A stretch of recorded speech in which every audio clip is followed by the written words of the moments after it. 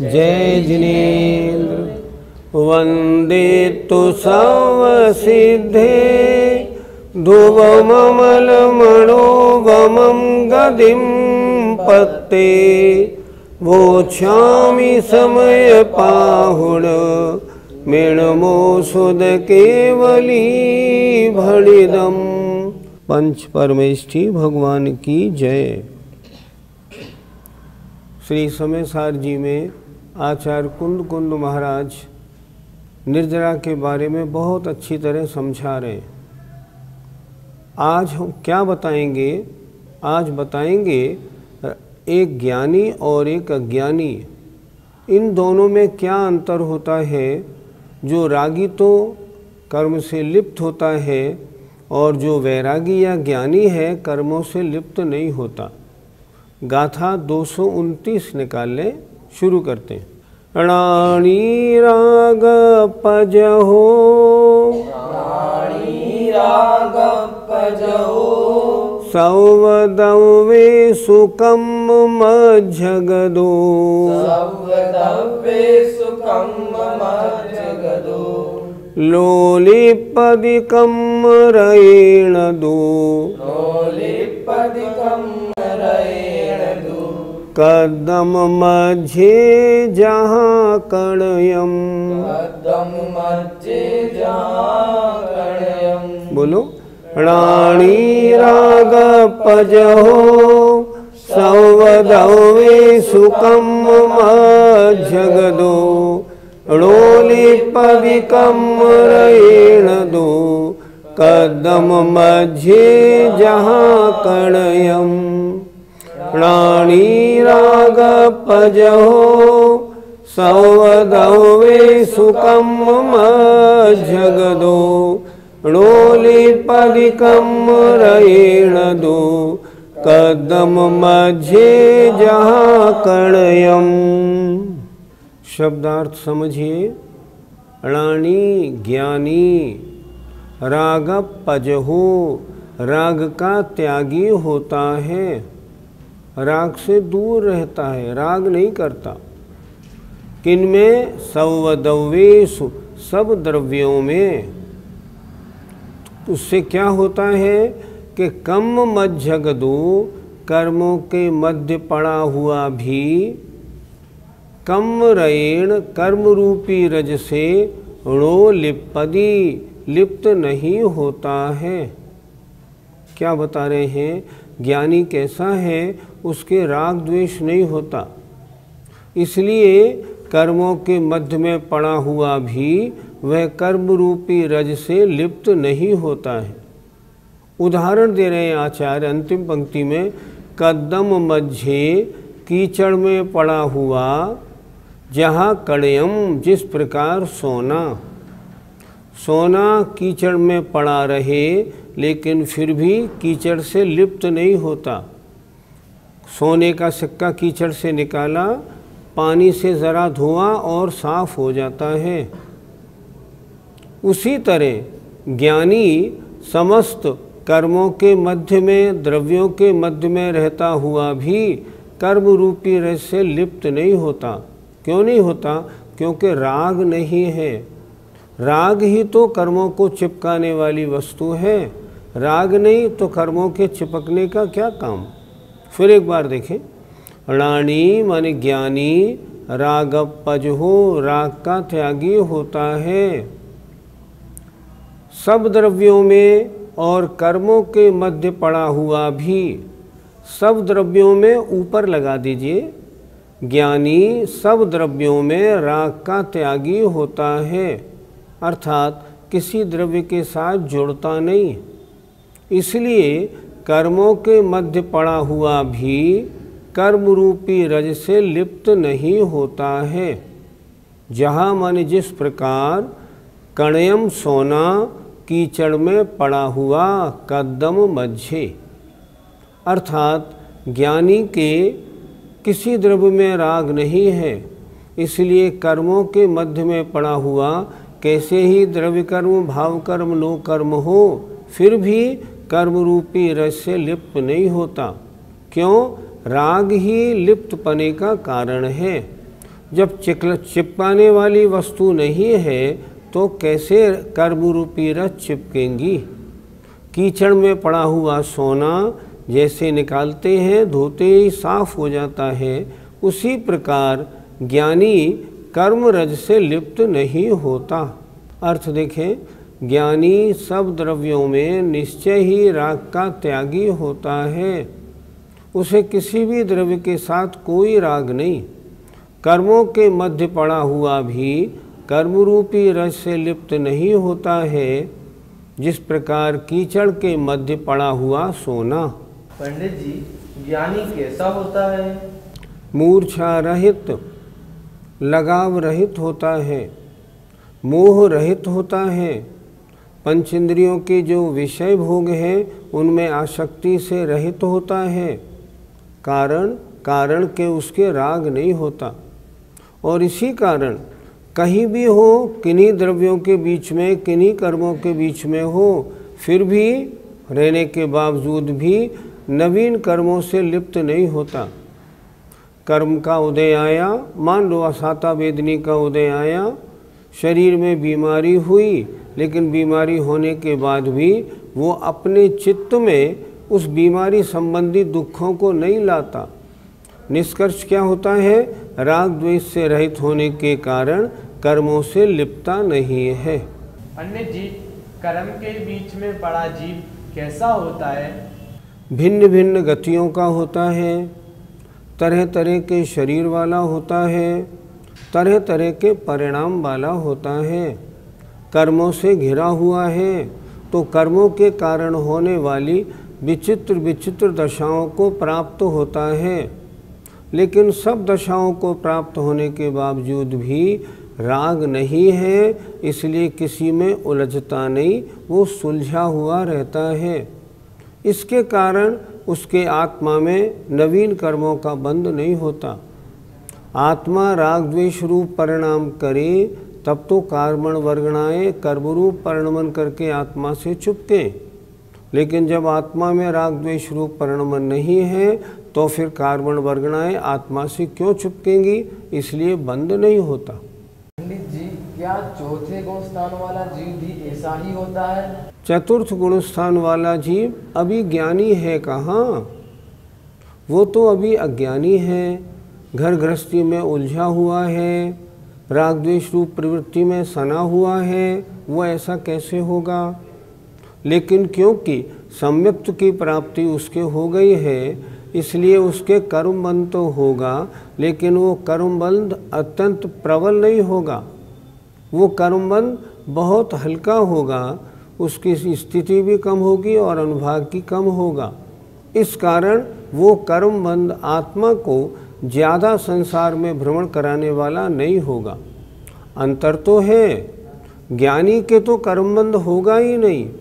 चतुर्थ गुण स्थानवर्ती क्योंकि अभी गृहस्थी में है, वो वैसी परिस्थिति में नहीं आया अभी, इसलिए कर्म बंध तो होगा, लेकिन मिथ्या दृष्टि के समान संसार का कारण नहीं होगा। पंडित जी, कर्म के बीच में पड़े सम्यक दृष्टि की क्या दशा होती है? हम सभी लोग नित्य वैराग्य भावना पढ़ते हैं।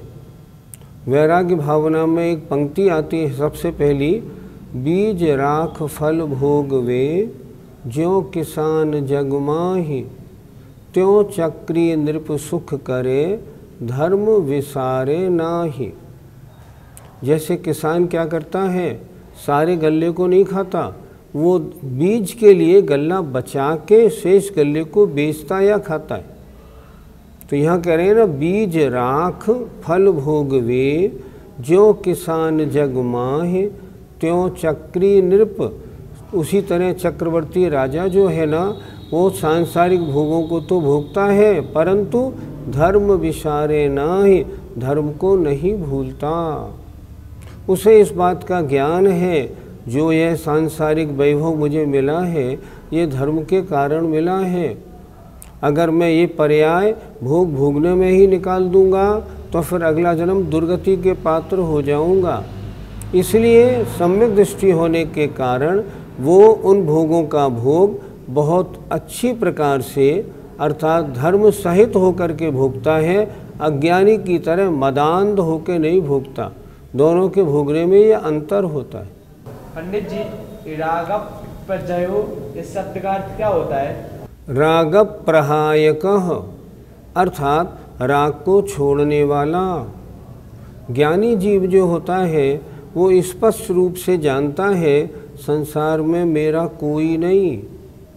जहाँ देह अपनी नहीं वहाँ न अपनों कोय। जब ये शरीर ही मेरा नहीं तो ये स्त्री बच्चे मेरे कैसे हो सकते हैं? घर मकान मेरा कैसे हो सकता है? कोई नहीं हो सकता। ये तो मुझे एक निश्चित समय के लिए प्राप्त हुए हैं। मालूम नहीं ये पहले चले जाएं या मैं पहले चला जाऊं। मैं चाहूं ये रुके रहे, वो नहीं हो सकता। इसलिए प्राप्त सांसारिक विषयों में स्त्री पुत्र आदि धन धान्य आदि में उसको राग नहीं होता, क्योंकि वह वास्तविक स्थिति का जानकार होता है। ज्ञानी और अज्ञानी में यही तो मतभेद है। अज्ञानी जानकार नहीं होता, ज्ञानी जानकार होता है।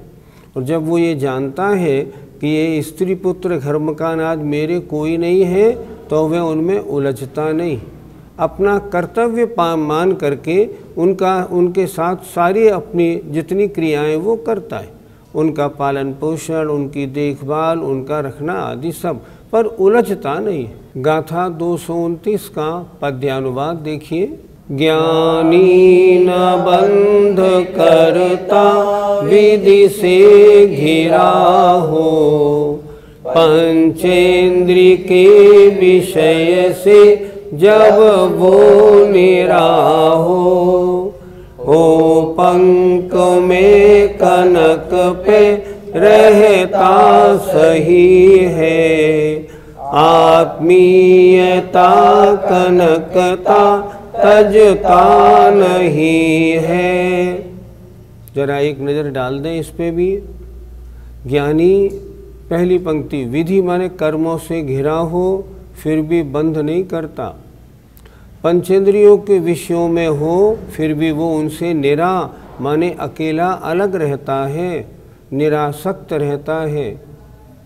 उदाहरण दे रहे हैं, जैसे हो पंख में कनक, पंख माने कीचड़ में सोना रहता है फिर भी वो रहता सही है, अपने सुवर्ण पने को नहीं छोड़ता। आत्मीयता अपने स्वभाव को, कनकता माने सोने पने को वह नहीं तजता। उसी प्रकार ज्ञानी सभी द्रव्य और कर्मों के बीच में रहता हुआ भी अपनी ज्ञानी पने को नहीं छोड़ता है, अपनी समझ को हर समय बरकरार रखता है। आइए गाथा 230। अर्णाणी पुनरतो,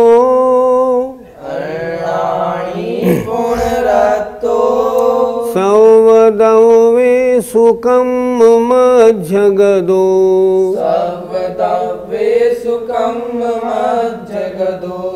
लिपदिकम रयेण दो, कदम मध्य जहाँ लो हम, बोलो। अर्णाणी पुनरतो सवदवे सुखम मज्जगदो, लिपदिकम रयेण दो, कदम मध्य जहाँ लो हम। अर्णाणी पुनरतो सवदवे सुखम मज्जगदो, लिपदिकम रयेण दो, कदम मध्य जहाँ लो हम। शब्दार्थ देखें। अर्णानी अज्ञानी, पूर्ण माने पुनः, और रत्तो रागी है। सवदव्येषु सब पर द्रव्यों में रागी है।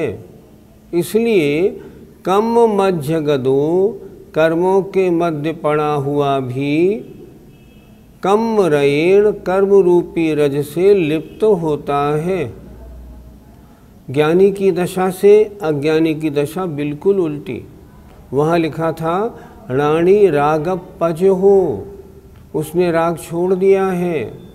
और अज्ञानी के लिए लिख रहे हैं यहाँ आचार्य, रत्तो ये रागी है। ये रागी है किसमें? सभी द्रव्यों में। इसकी बहुत वांछाएं, बहुत तरह की इच्छाएं हैं।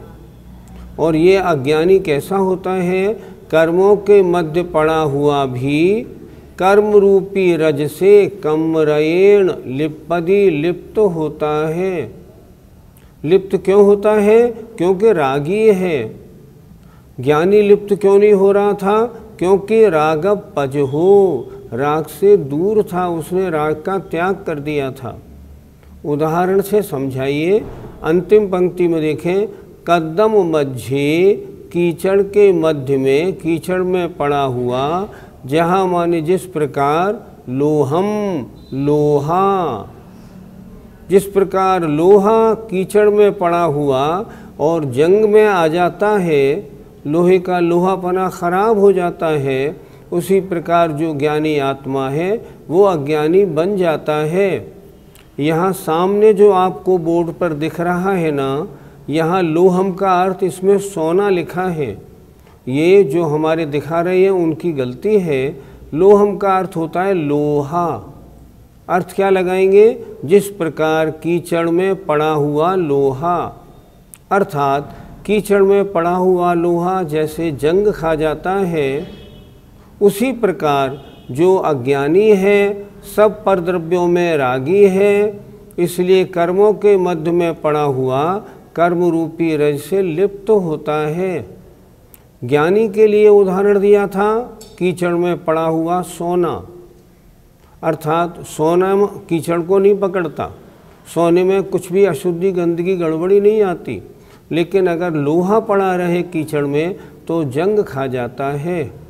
उसी प्रकार जो अज्ञानी है वो रागी है, इसलिए कर्मों के मध्य में पड़ा हुआ कर्म रूपी रज से लिप्त होता है।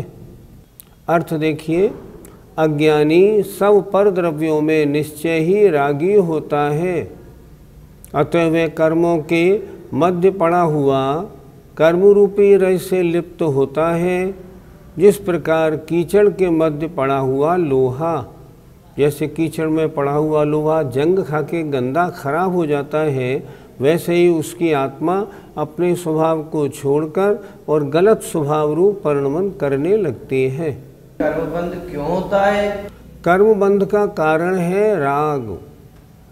ज्ञानी के राग नहीं होता, इसलिए वह कर्मों के मध्य रहता हुआ भी कर्मों से लिप्त नहीं होता। अज्ञानी रागी होता है, लिखा ना, अर्णाणी पुनरत्तो, और अज्ञानी रागी होता है, इसलिए कर्मों के मध्य में पड़ा हुआ रागी होने के कारण, उन वस्तुओं की इच्छा होने के कारण वह कर्मों से लिप्त होता है, जैसे कीचड़ में पड़ा हुआ लोहा। बहुत सुंदर उदाहरण है। सोना महीनों पड़ा रहे फिर भी कीचड़ उस पर असर नहीं दिखाएगी, और लोहे को डाल देंगे तो वो जंग लगा देगा। इसी तरह ज्ञानी और अज्ञानी में ये अंतर होता है। पंडित जी, क्या अज्ञानी से मिथ्या दृष्टि माना जाए? यह ग्रंथ अध्यात्म प्रधान है, शुद्ध आत्मा की चर्चा है। अज्ञानी से मिथ्या दृष्टि तो सभी मानते, अज्ञानी मिथ्या दृष्टि तो अज्ञानी होता है, लेकिन यहाँ समय सार जी में जो मुनि महाराज शुद्धोपयोग में नहीं हैं, सविकल्प अवस्था में हैं, उनको भी यहाँ आचार्य कुंद महाराज ने कहा ये भी अज्ञानी हैं। ये अज्ञानी क्यों हैं? क्योंकि ये परद्रव्यों से जुड़े हुए हैं, परद्रव्य संबंधी राग इनमें लगा हुआ है, इसलिए ये कर्मों से लिप्त हो रहे हैं, इसलिए अज्ञानी हैं।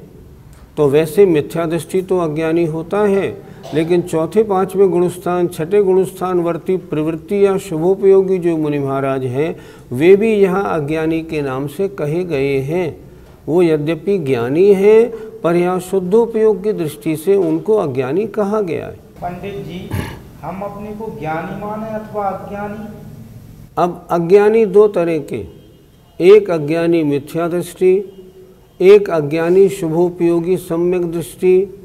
और एक ज्ञानी में आए वे मुनि महाराज जो शुद्धोपयोगी हैं। अब हमें देखना है हम इन तीनों में कहाँ खड़े होते हैं। शुद्धोपयोगी जो मुनि महाराज हैं, खैर वो तो हमारी दशा है ही नहीं। दूसरी बात, सम्यक दृष्टि या व्रती जो गृहस्थी हैं उनके क्या दशा है, उसके बारे में अगर हम चिंतन करें तो वो एक तरह से ज्ञानी हैं, पर यहाँ समय सार की दृष्टि में तो वो भी अज्ञानी हैं। क्यों? क्योंकि अभी शुद्धोपयोग से च्युत हैं, वो शुभोपयोग में और अशुभोपयोग में लगे हैं। अब आई बात हमारी, हम और आप तो अभी तो संसार में फंसे हैं, राग द्वेष में फंसे हैं। जरा अपने दिल पे हाथ रख के पूछिए, क्या सांसारिक भोगों को भोगते हुए आप उसमें राग नहीं करते? क्या उसमें लिप्त नहीं होते? क्या अपने परिवार में धन संपत्ति इत्यादि में हम उलझे नहीं हैं? अगर उलझे हैं तो कौन से अज्ञानी हैं? पक्के अज्ञानी हैं। सम्यक दृष्टि अगर हम में से कोई हमारे आप में से है मान लो, तो वो सांसारिक भोगों को भोगेगा, फिर भी लिप्त नहीं होगा। पर हम और आप में तो अधिकांश लिप्त हुए ही हैं। बातें करना आसान है, हम अपने को सम्यक दृष्टि मान लें वो अलग बात है, लेकिन सम्यक दर्शन प्राप्त करना बहुत मुश्किल। आचार्यों ने कई शास्त्रों में लिखा, वर्तमान में भरत क्षेत्र में जो वर्तमान में आपको दिख रहा है सारा एरिया, इसमें 2, 4, 5 सम्यक दृष्टि हैं, ज़्यादा नहीं। अगर हम बिरले भी मान लें तो किन की गिनती आएगी उनमें, आप सोचिए। हमारी आपकी गिनती बहुत नीचे है। अभी तो त्याग के नाम पर हमको पसीना आता है। क्यों आता है? शरीर से राग है। जो व्रत धारण नहीं करते, समझना वो शरीर के रागी हैं। अभी उनको भेद विज्ञान भी नहीं, और जब भेद विज्ञान नहीं है तब तो मिथ्या दृष्टियों में गिनती अपने आप बन जाएगी। अगर सम्यक दृष्टि है तो निरंतर व्रत प्राप्त करने के लिए उद्यम क्यों नहीं करते? हम तो ये देखते हैं बड़े बड़े स्वाध्यायी भी प्रतिमा लेने से, आरिका बनने से और दूर हटते हैं। अगर ऐसी दशा है ना तो अविरत सम्यक दृष्टि वाली हालत भी नहीं। अविरत सम्यक दृष्टि भी व्रत लेने के लिए निरंतर कोशिश में लगा रहता है। तो हमको करना क्या चाहिए? हमको ये करना चाहिए, सबसे पहले तो सम्यक दृष्टि बनना चाहिए, और सम्यक दृष्टि बनने के बाद व्रतों को धारण करके व्रती बनना चाहिए, और व्रती बनने के बाद अगर स्त्री पर्याय तो आरिका और पुरुष पर्याय है तो मुनि अवस्था धारण करके मुनि बन करके शुद्धोपयोग में आने का प्रयत्न करना चाहिए। ये मार्ग है। अगर इस मार्ग में हम लगे हैं तो ज्ञानी हैं, अन्यथा अज्ञानी है। गाथा 230 का पद्यानुवाद देखें। पंचेंद्रियों विषय में रममान होता, तो मूढ़ बंध विधि को स्वयमेव ढोता। लोहा स्वयं की जब करदम संग पाता, दिक धिक स्वभाव तजता झट जंग खाता। आचार्य के पद्यानुवाद बहुत अच्छे होते हैं। कितना अच्छा लिखा है देखिए। जब ये अज्ञानी पंचेंद्रियों के विषयों में रममान माने आनंद लेने वाला, उसमें रमण करने वाला, उसमें लगने वाला होता है, तब वह मूर्ख कर्मबंध को, विधिबंध को स्वयं ढोता है, प्राप्त कर लेता है। उसकी आत्मा कर्मों से मलिन हो जाती है। जैसे कह रहे हैं, जैसे लोहा जब करदम माने कीचड़ का संग पाता है तो धिक्कार है, धिक्कार है। वह अपना स्वभाव छोड़ देता है और जंग खा जाता है। और वहाँ उन्होंने लिखा था, देखो सोना कितना अच्छा है, कीचड़ में पड़ा हुआ अपने स्वभाव को नहीं छोड़ता। इसलिए ये पूरी पर्याय ज्ञानी बनने में हमको लगानी है। जय जिनेंद्र। इस कार्यक्रम के पुण्यार्जक परिवार हैं Shri Parasnath re rolling mills limited, Durgapur 1, Bardhaman, Paschim Bengal. Amita Jain, wife of Anil Kumar Jain. Sangeeta Jain, wife of Vipin Kumar Jain. Manak Chand, Kamla Devi, Rakesh, Neetu, Rishabh, Saumya एवं आयुषी मुशरफ। B123, Sethi colony, Jaipur, Rajasthan. श्री जनार्दन प्रसाद जी, श्रीमती पतंती देवी, मुकेश कुमार, साक्षी, ईशा, मोना खंधार, श्री किशोर खंधार, श्रीमती सुषमा खंधार, परिमल खंधार, अहमदाबाद। शुल्लक 105 श्री ज्ञान सागर जी महाराज की पुण्य स्मृति में श्रीमती शांति देवी छाबड़ा, पटना, बिहार। ईसरी पारसनाथ एवं उनके पुत्र पुत्रवधू श्री अशोक उमा, पटना। श्री विनोद बबीता, गुवाहाटी। श्री सुनील शालू, पटना। ब्रह्मचारी संजय भैया, ईसरी। श्री अभय मेघना, चंडीगढ़। श्री आलोक मेघना, वडोदरा।